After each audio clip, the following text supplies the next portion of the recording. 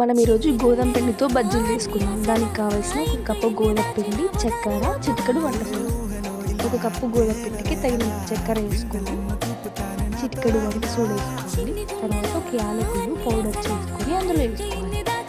తగినన్ని వాటర్ పోసుకొని మంచి కన్సిస్టెన్సీకి వచ్చేంత వరకు కలుపుతూ ఉండాలి. ఇలా వచ్చాక మనం స్టవ్ 5 నిమిషాలు పక్కా పెట్టుకోవాలి. స్టవ్ ఆన్ చేసుకొని ఆయిల్ హీట్ అయ్యాక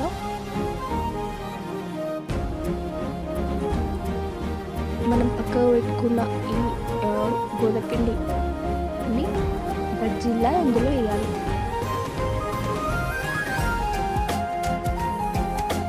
ఇవి మంచి గోల్డెన్ కలర్కి వచ్చేంత వరకు కలుపుతూ ఉండాలి. అవయ్యాక ఒక సర్వింగ్ బౌల్లోకి తీసుకొని సర్వ్ చేసుకుంటే ఎంతో రుచికరమైన గోధుమ పిండి బజ్జీలు ready. Thank you guys. Like చేయండి, షేర్ చేయండి, సపోర్ట్ చేయండి.